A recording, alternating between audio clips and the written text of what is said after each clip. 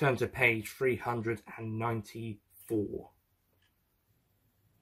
But this book only has 317 pages. Plus, hang on, did you see it? There you go.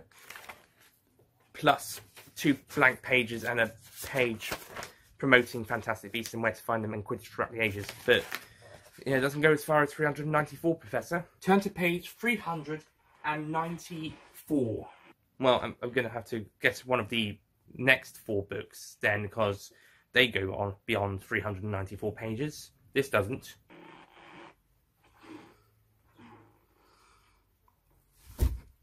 Page 394.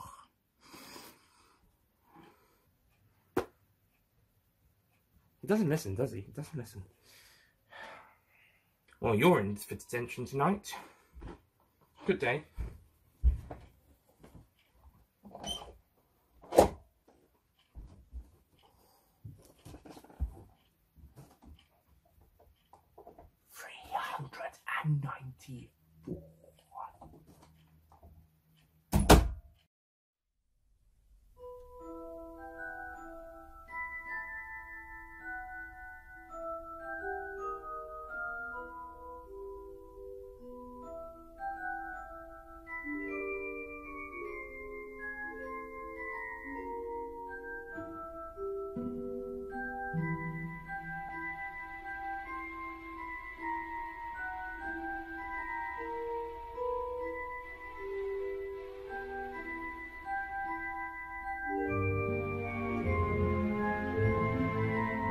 Hello ladies and gentlemen, Nick here and welcome to my review of Harry Potter and the Prisoner of Azkaban, the 3rd Harry Potter film. And wow, this is another fantastic movie. They've made another fantastic adaptation of the series. The plot this time round sees, after accidentally blowing his aunt up during the summer holidays, Harry Potter runs away from Privet Drive. However, he soon learns that a escaped murderer named Sirius Black and a supporter of you-know-who has escaped from Azkaban prison and is on the run. And when he gets to Hogwarts, the Dementors, the prison guards, have to protect the castle. And on the way there, they have shown interest in Harry as, according to new Defense Against the Dark Arts teacher, Professor Lupin, Harry has seen horrors in his life that his classmates would dread to believe. It could only dread to believe, or something along those lines. And that's why the Dementors have taken a particular interest in Harry. So Professor Lupin agrees to show Harry how to defend himself against the Dementors with the Patronus charm. Meanwhile, Hagrid has been made the new teacher for magical creature, care for magical creatures lessons, and he's on the first lesson for year 3 students. He shows them how to befriend a hippogriff called Buckbeak, and we get a fantastic scene where Harry flies Buckbeak after successfully introducing himself. And I actually wish that scene could have gone on a bit longer. It's not even a minute, but it's so beautiful. It could honestly be the best scene in the movie, but it doesn't last very long, which is a shame. And then Malfoy does the complete opposite of what the class has been taught and struts up to Buckbeak and insults him, and pretty much not paying attention to Hagrid. And so he gets attacked by Buckbeak before Hagrid stops him, which then leads to Malfoy's father being very angry, and then that leads to a hearing, which then, the outcome of which is Buckbeak is unjustly sentenced to death. And then eventually, Harry, Ron, and Hermione then come across Sirius Black, and it's revealed that Black is innocent, and Ron's rat is actually Peter Pettigrew, a friend of James and Lily, just like Sirius, and also Professor Lupin. First name is Remus. And it's revealed to them that Pettigrew was, well, Sirius was thought to have been the one who betrayed Harry Potter's parents to Voldemort and also became his godfather. And whilst the latter is true, it's revealed that Pettigrew was the real one who sold out Harry's parents to you-know-who. And it's also claimed that Sirius killed Pettigrew, but this proved not to be true. In fact, in the books, it's also claimed that Sirius killed 12 muggles as well in one giant murder spree. Although it's also revealed that Pettigrew killed them by pointing his wand behind his back, and also he cut off his finger to make sure that, to make it look like Sirius had blown him up, completely destroyed him. To quote Minister for Magic Cornelius Fudge, Black was vicious. He didn't kill Pettigrew, he destroyed him, and Pettigrew just left a finger, just left over. This also makes sort of sense as Scabbers is missing a toe and has been Ron's common garden rat, pet's common garden rat for the past 12 years. Well, Percy's first, then Ron's.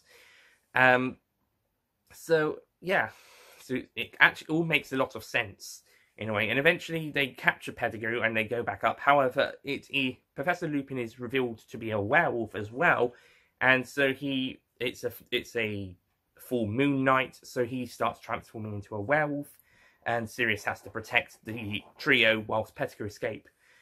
Snape also is hanging around at points during this time, but doesn't completely understand, doesn't completely know the truth until in the books, part 4, towards the end of book 4. In the movies, probably between films 4 and 5 in the time gap. Eventually, Harry and Hermione then have to travel back in time to save Sirius after he's been captured, and the Dementors are going to perform a kiss, which will suck out his soul. They also have to rescue Buckbeak from his fate, which they eventually do, and Harry also casts an extremely powerful Patronus charm to deflect the Dementors away from an earlier point in time, and Sirius at the lake, and eventually succeeds. And the film wraps up with Harry saying goodbye to Professor Lupin, who's resigning after the condition about him being a werewolf has been revealed, and Harry gets a new firebolt. Also, during the course of the movie, Harry gets the Marauders map given to him by Fred and George Weasley. Firebolts at the end, which is different from the book where he gets in around Christmas time, and also we get introduced to the secret passages underneath Hogwarts. So yeah, and also introduced to divination and some of the prophecies, and the prophecies that are going to play a little bit of a, well, not the prophecies that are going to play a big part in the film series themselves, but introducing prophecies that are going to have prophecies later down the line be important later on. So we get introduced to divination. So yeah, and also this is the first film to star Michael Gambon as Dumbledore after Richard Harris sadly passed away before the previous film came out. Michael Gambon has replaced him, and Dumbledore has some really great lines in this movie. He has some really great standout lines, such as the happiness line with him cutting out the dreams speech when the Gryffindors are in the Great Hall after the Fat Lady is attacked by Black, and his line about how people have forgotten to listen when he's talking about Charles' voice, as honest as it is meaningless to those who have forgotten to listen. When he's explaining that everybody else would probably not believe Harry, Ron and Hermione, even though he does. And also his talk about time. Dumbledore is really great in all of these films, and Gambon, like Harris, has managed to capture the character spot on. Also introduced in this movie is Sirius Black, brilliantly played by Gary Oldman, and David Schruels playing Professor Lupin, and Timothy Spall as Peter Pettigrew. They're all great, and Julie Christie also has a nice guest appearance as Madame Rosmerta, the landlady of the Leaky Cauldron pub in Hogsmeade, and Pam Ferris as Madge Dursley, all getting introduced and all appearing here. And also, I also think this is the first film to feature the new design for Professor Flitwick, played by Warwick Davis. He was a bit more of an older looked a bit more older, with a bald bit and some white frizzy hair and more green clothing in the previous 2 films. And then in this film, he's got a small patch of dark hair. He's wearing glasses, and he's got a moustache, and he's more dressed in more of a suit rather than robes. So we got a new character design for Professor Flitwick from this film going forwards, though still played by Warwick Davis. Although the character himself doesn't get a huge amount to do throughout these films until towards the end of the series. And honestly, I think the biggest scene he has prior to Deathly Hallows Part 2 is probably in Part 1, in Philosopher's Stone, with the Wingardium Leviosa scene. And one scene in Order of the Phoenix when Professor Umbridge is measuring him. That's a funny scene. We'll get to that. And one bit where Hagrid sticks a fork into his hand in Goblet of Fire. We'll get to those scenes when we get to them. But it's also here that Professor Flitwick is also introduced as the choir master.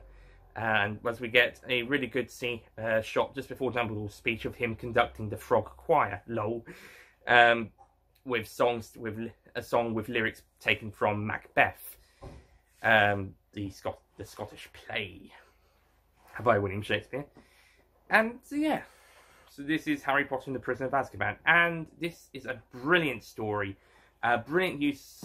We're stepping up the darkness in this series with the introduction of the Dementors and the insanity of some of the characters, and also darker motivations of some characters, with this potentially murderous character trying out to kill Harry to allow you-know-who to rise again, as we'll see in the next film.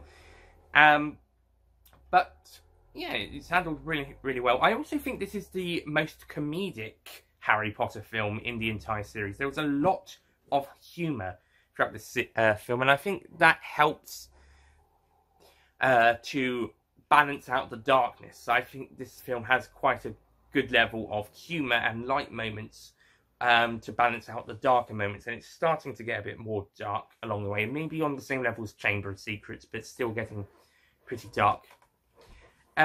Also, we got a great music score by John Williams. It's his last one for the series, but it's probably his best, as it's kind of got its own identity. It's a bit different to the previous 2, which are very similar. Then again, John Williams I did find this out, on Chamber of Secrets, he didn't have a huge amount of time to do that film, so another guy was brought in to do reuse some of his themes from the first film. So that's probably why Part 2, Chamber of Secrets, has a lot of repetitive themes from Philosopher's Stone, because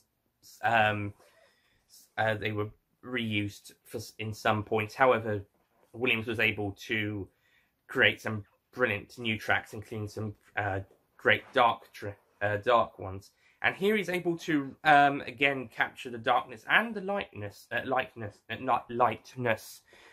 brilliantly in a pretty brand new music score here, without having to use the old things, apart from redoing the Hedwig's theme. But then again, all of the composers do that from this point onwards.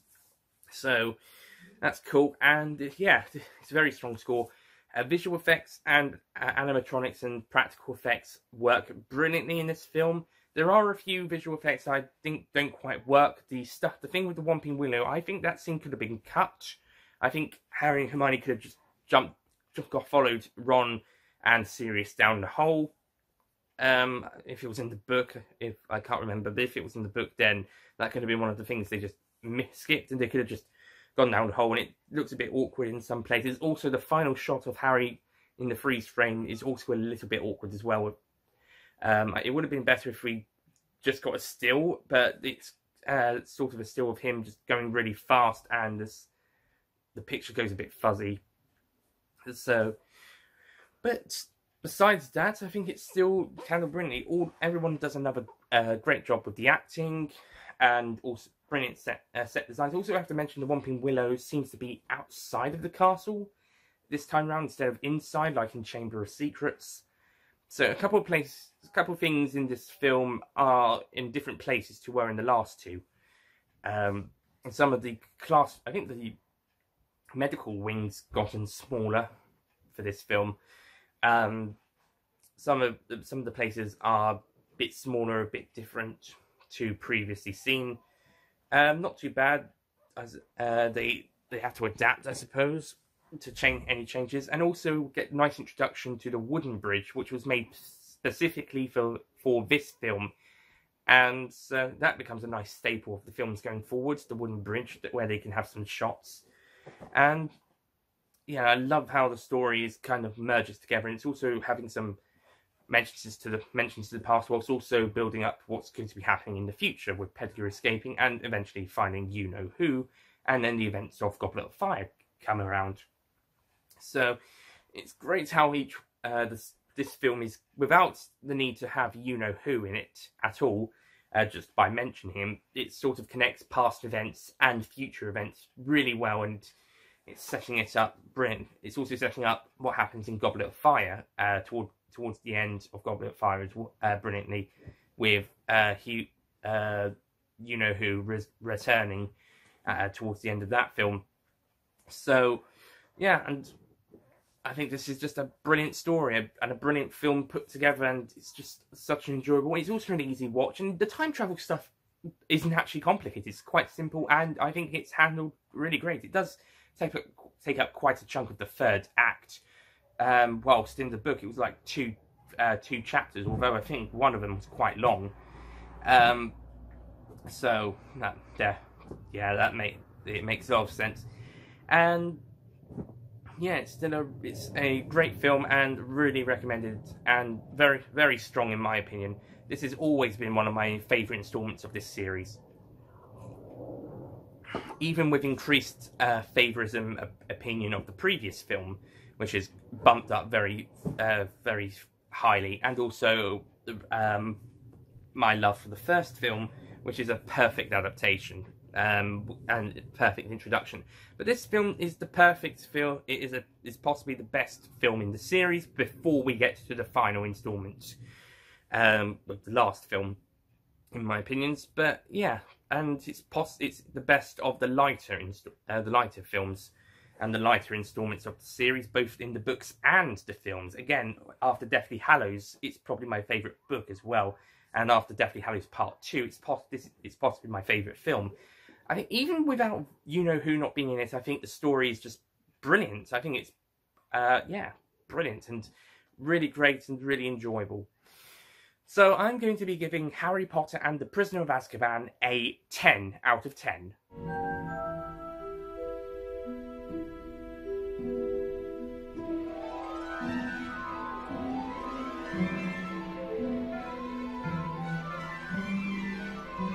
Yeah. Amazing. And another perfect adaptation. This might be the last 10 out of 10 Harry Potter film before Deathly Hallows Part 2. Depends on what I think about Goblet of Fire. I know the following 3 won't be 10 out of 10s. But Deathly Hallows Part 2 will be. Well, actually, if I physically could, I would give it a 12 out of 10. And this one, 11 out of 10. Oh well. Anyway, that's it from me. Thank you for watching. Next time, we will be taking a look at the first of the more darker films, directed by Mike Newell this time round. And it will also, in the UK, be the first film to be given a 12/12A age rating, whilst in the UK, the previous 3 films were rated PG. And the same for Ireland, and in the United States, the first 3 were PG. The rest of the films, apart from Half-Blood Prince, which is also a PG apparently, but the others are PG-13. So the next film is, of course, Harry Potter and the Goblet of Fire. Yep, and shout out to Ollie Pajak. That is his favourite Harry Potter film, Goblet of Fire. So I'll also give you a shout out then if I remember. If not, you've got one here. Okay, pal. Okay, I'll see you guys next time. Goodbye.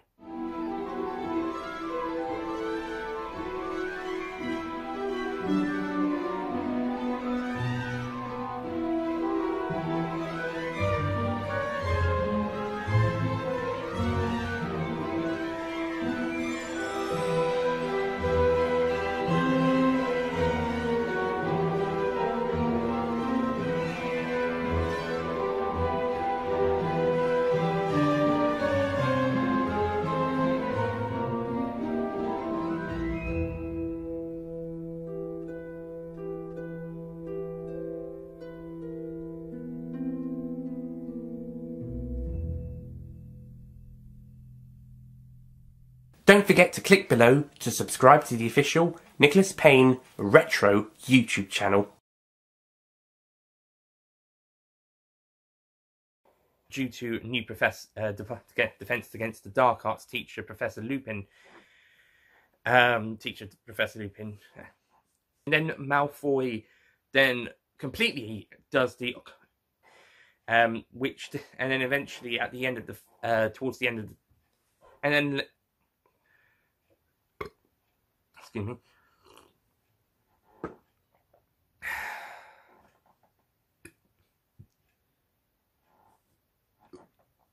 Excuse me.